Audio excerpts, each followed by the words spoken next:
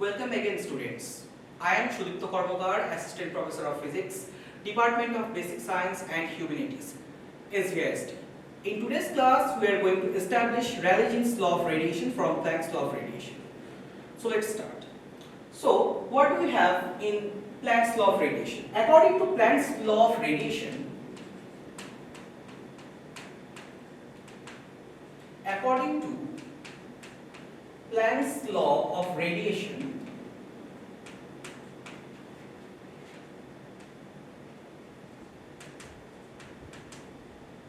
obviously Planck's law of black body radiation, never mind, the energy density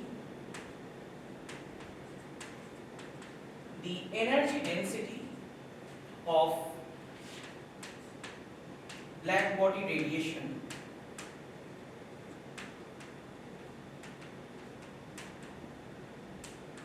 for wavelength range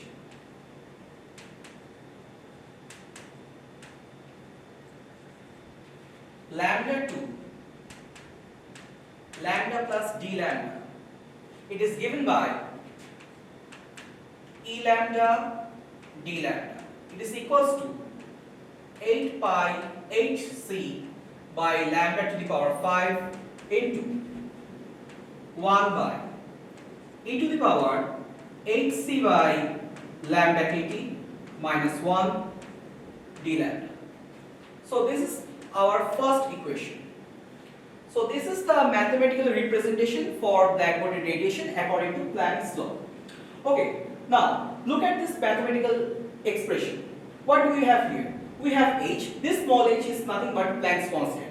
C is velocity of light. Here lambda represents the wavelength of emission. This k is Boltzmann constant, and this capital T is known as the absolute temperature of the body. So, if we are talking about Rayleigh Jeans law of radiation, we all know that Rayleigh Jeans law of radiation is only applicable for longer wavelength range. That is, this law is valid only for those radiations which have a longer wavelength. Okay, so we have to set a limit. The limit is we are going to consider the wavelength is to be high. That is, consider lambda is very high. That is, we are talking about longer wavelength range.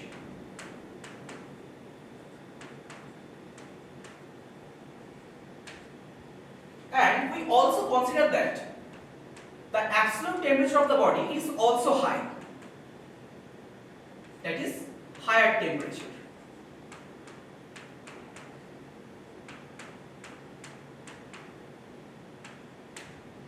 So in that limit, look at this factor placed in the power of this exponential term. This factor hc by lambda kt. Since lambda and t, these both quantities are very large in our consideration, so this factor or this power becomes very small. In this limit,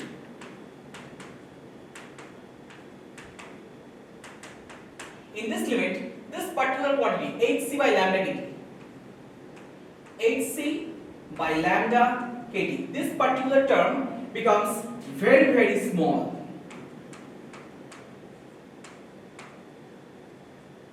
That means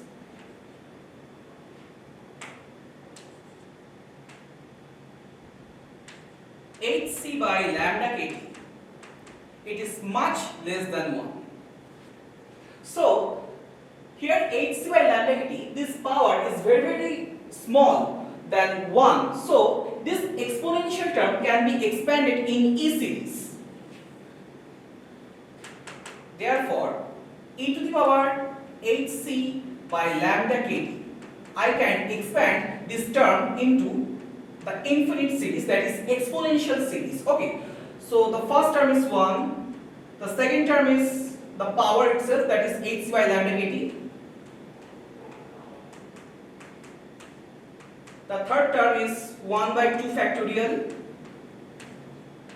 hc by lambda kt whole square, plus the other term is 1 by 3 factorial hc by lambda kt to the power 3 plus dot dot up to infinite number of terms.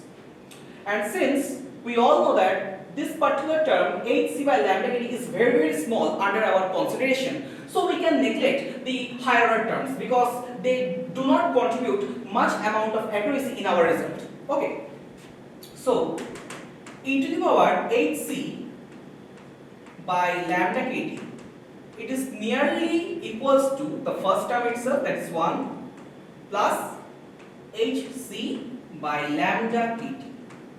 Here we have to write neglecting higher order terms.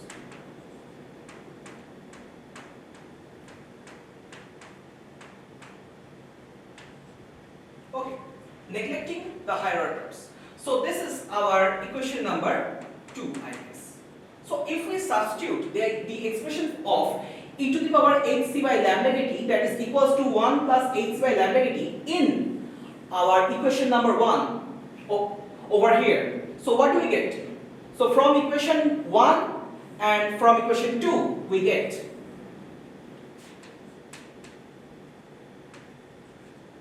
from equation 1 and equation 2 we get, on the left hand side we had e lambda d lambda, that is equals to 8 pi hc by lambda to the power 5 into 1 by e to the power hc by lambda kt minus 1 d lambda. That is, I have already written the equation 1 once more time. Okay.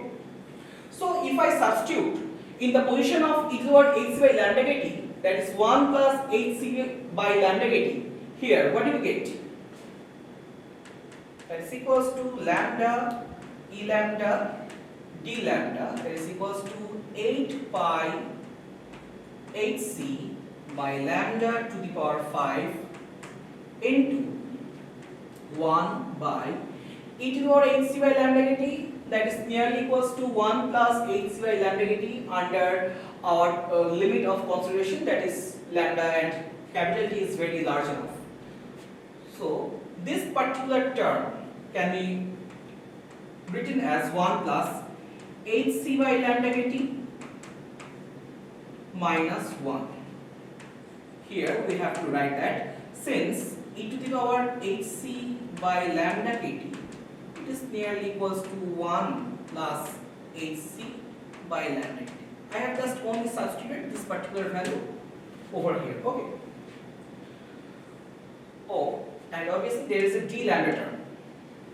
Now, if we so take a look in this particular term, that we have a plus 1 over here and a minus 1. So this plus 1 and minus 1 simply cancels out each other, and as a result we have e lambda d lambda, that is equals to 8 pi hc by lambda to the power 5 into this minus 1 and plus 1 cancels out, so it becomes lambda kt by hc. Okay, d lambda. Now h cancels out, c cancels out, and also this lambda and this 5 cancels out, resulting a power 4. So as a result we have 8 pi kt divided by lambda to the power 4 d lambda. And this is nothing but the result that we have already obtained in Rayleigh Jeans law of black body radiation. So finally we can write that E lambda d lambda, that is the energy density of black body radiation for wavelength range lambda to lambda plus d lambda, that is equal to 8 pi kt by lambda to the power 4 d lambda. And you all know that this is nothing but Rayleigh Jeans law of black body radiation. This is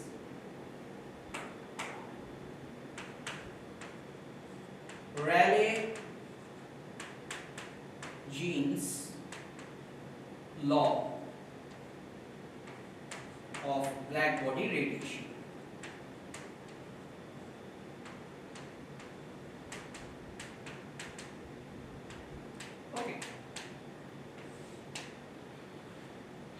So we have proved that Rayleigh Jean's law of radiation can be derived from Planck's law of radiation. Thanks for watching. See you in the next video.